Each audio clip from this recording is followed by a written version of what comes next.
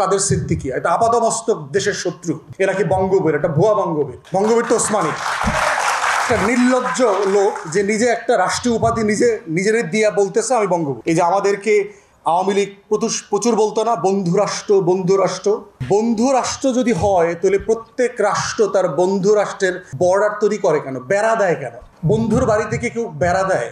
যদি বন্ধু হয় দুই বন্ধুর বাড়ি থেকে কেউ সীমান্ত রক্ষী রাখে, পাহারাদার রাখে, দারোয়ান রাখে? দুই বন্ধুর বাড়ি থেকে কেউ ইলেকট্রিক তার তৈরি করে মানুষ হত্যা করে? দুই বন্ধুর বাড়ি থেকে অস্ত্র দিয়ে একজন একজনকে খুন করে, মারে? তাহলে রাষ্ট্র কখনো বন্ধু সাপেক্ষে হয় না পৃথিবীতে, রাষ্ট্র হয় শত্রু সাপেক্ষে। এবং শত্রু সাপেক্ষে রাষ্ট্র হয় বলেই রাষ্ট্রের সভরেনিটি রক্ষা করবার জন্য সীমান্তে তার দিতে হয়, সীমান্তে পাহারাদার বসাইতে হয়, ওই পাহারাদারদের হাতে অস্ত্র দিতে হয়। অতএব সেই শত্রু সাপেক্ষের রাষ্ট্রের রাজনীতি হচ্ছে জিয়াউর রহমান ধারণ করেছে। কিভাবে ধারণ করেছেন দেখেন। সাইদ আব্দুল্লাহ প্রায় বলেছে, অল্প একটু বলে নাই, যে পানি ইস্যু, গঙ্গার পানি ইস্যু নিয়ে ফারাক্কা মার্চ হলো আপনার ৭৬ মে মাসে সম্ভবত।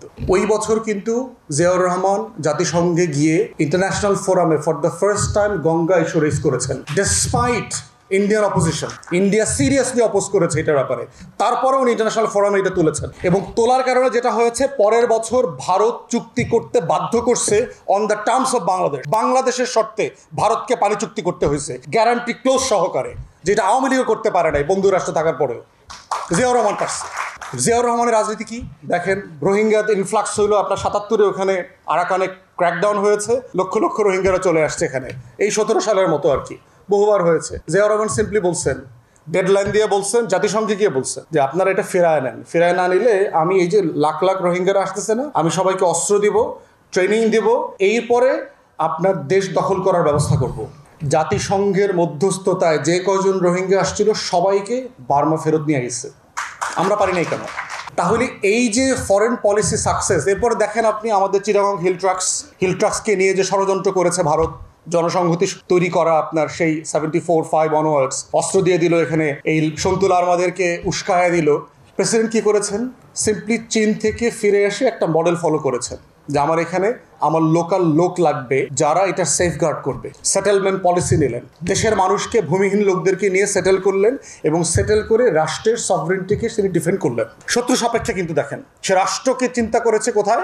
শত্রু সাপেক্ষে। ওই সময় ৭৯, ৮০, ৮১-তে যারা মিলিটারি অফিসার ছিল তাদের সাথে যদি কথা বলেন আপনি দেখবেন Ziaur Rahman for the first time বাংলাদেশকে যদি কোনো শত্রু রাষ্ট্র আঘাত করে, আমরা কি আমার ভূখণ্ডে তার সাথে যুদ্ধ করব, না আমার ভূখণ্ডের বাইরে গিয়ে তার সাথে যুদ্ধ করব, এইরকম একটা মহড়া দিয়েছেন।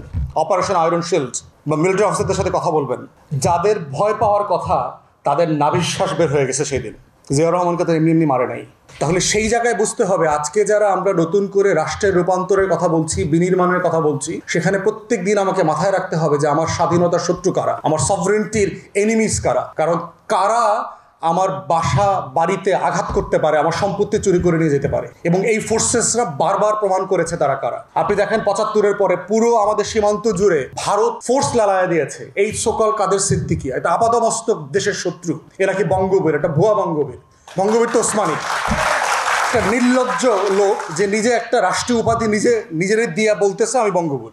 এটা রাষ্ট্র অলরেডি ওসমানীকে দিয়ে দিচ্ছে। তো সেই লোক হাজার হাজার লোক ট্রেনিং নিয়ে ভারতের অস্ত্রে আমার পুরো সীমান্তকে অস্থির করে ফেলেছে। Ziaur Rahman for the first time আপনার ভিলেজ ডিফেন্স ফোর্স করলেন, ভিডিপি করলেন। গ্রাম প্রতিরক্ষা একটা ফোর্স আছে না আমাদের, গ্রামে গ্রামে আছে, জিয়াউর রহমান করেছে। তো এই যে রাষ্ট্রকে প্রত্যেক দিন শত্রু সাপেক্ষে বিনির্মাণ করা, শত্রু সাপেক্ষে বিবেচনা করা, শত্রু সাপেক্ষে গঠন করা, শত্রু সাপেক্ষে স্বাতন্ত্র্য বোধ তৈরি করা, শত্রু সাপেক্ষে শক্তিশালী হওয়া, এটার নাম হচ্ছে বাংলাদেশকে বাংলাদেশ বানানো। আমরা যখন বাংলাদেশ ২-এর কথা বলছি, দায় ও দরদের রাজনীতির কথা বলছি, আমরা এমন কিছু বলছি না যেটা কখনো হয় নাই, কখনো করা হয় নাই, এগুলো করা হয়েছে।